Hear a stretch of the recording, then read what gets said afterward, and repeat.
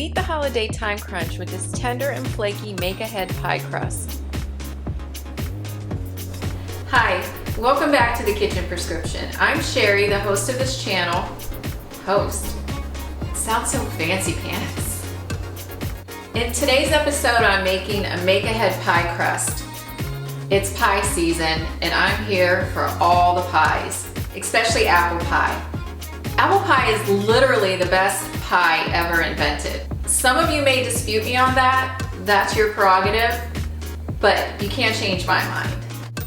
You just need to know a few simple rules and stick to some tried and true ingredients, and I promise you will have the perfect pie crust every time, tender and flaky.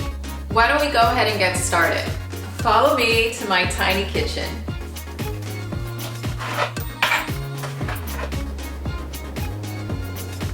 Let's go over the ingredients that we're gonna need for the pie crust. First, I highly recommend that you use a food processor. It helps you to work the dough less, and it does all the work for you. That way you're handling the dough less, does all the work for you. Sounds good to me. The very first rule that you need to know to keep your pie crust tender and flaky is to use butter. I don't like shortening. I don't think I've ever, maybe back in the day, again, when my kids were little and I gave them chemicals and GMOs, I probably used shortening a time or two, but I don't use it anymore. I just use full fat, grass-fed butter. Here I have 12 tablespoons of salted butter. You could use unsalted butter, but if you use unsalted butter, you're gonna use a teaspoon of salt, where I'm just using here a half teaspoon of salt. Using unsalted butter, use a teaspoon of salt. If you're using salted butter, use a half teaspoon of salt. I hope did I say that right? I hope so. The next ingredient is 2 tablespoons of sugar. Then I'll be using 2 1/4 cups of flour, but when I add my flour initially to the food processor, I'm just gonna add 1 1/4 cups, and you'll see why. And then I have here ice cold vodka. Vodka is another rule, okay? If you use vodka in your pie crust, it's gonna help it to stay tender and flaky. There's science behind it, trust me.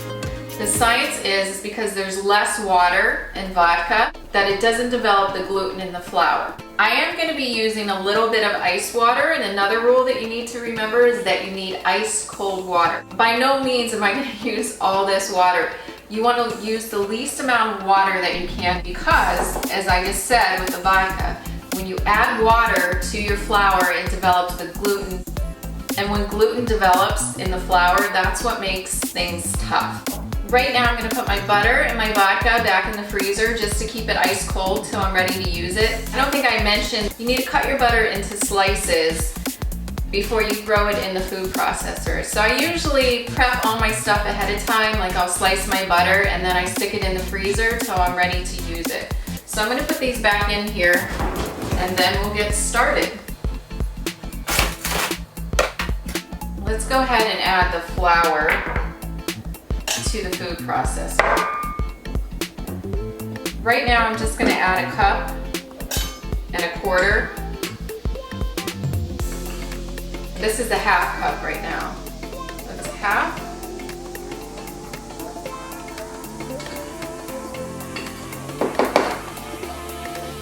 One and then 1/4. I'm not adding all the flour right away because it just takes up too much room in the food processor.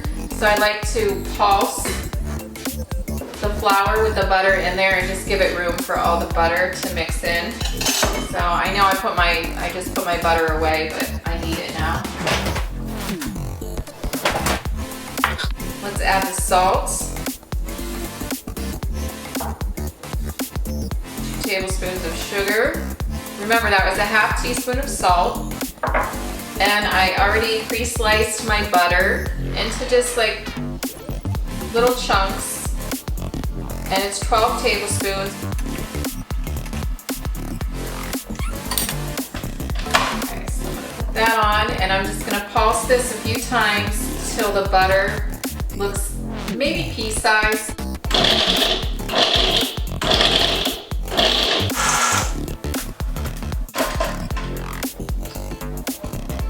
Okay, that looks pretty good. I'm gonna grab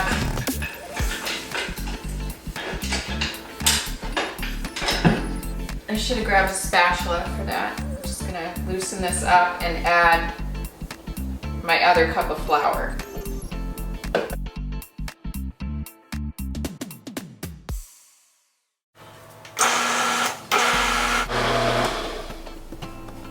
I think that should be good. Yeah, that's the perfect consistency. The butter's pea size. Get my vodka back out. You can see like those little tiny clumps of butter. And you see that the consistency is very sandy. Let's go ahead and add our vodka and water. Just put the lid back on. And let's remove this.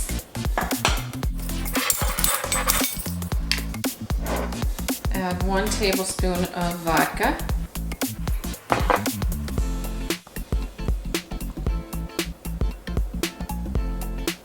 I feel like you should always taste your vodka before you put it in your pie crust. And it's good. Ooh, that's strong. Okay, this one just add right in there. I'm just gonna turn this on and slowly drizzle in the water till I get the consistency that I want.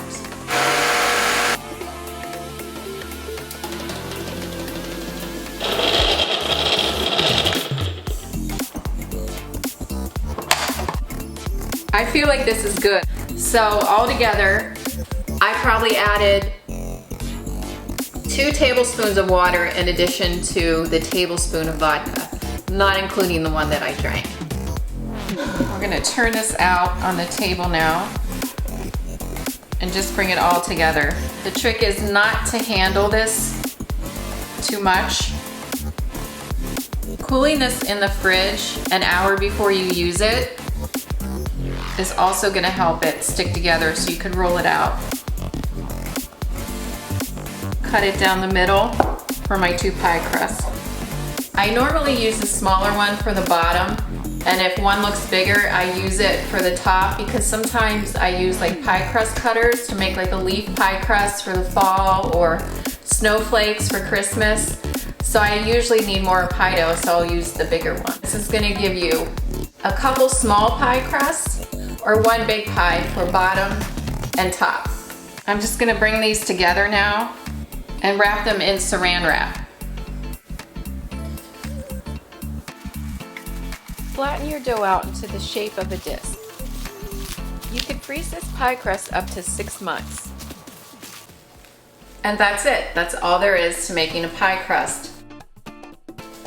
I'm gonna put these in the fridge and then tomorrow hopefully make an apple pie. Thanks for watching. Don't forget to like, comment, and subscribe and visit thekitchenprescription.com for more recipes. I can't get up. I'm stuck. What's this thing called? Food processor. You could use, why is there bug? Little bug ruining my video. Let's add the sugar. Sorry. Check the description below for complete recipe and instructions.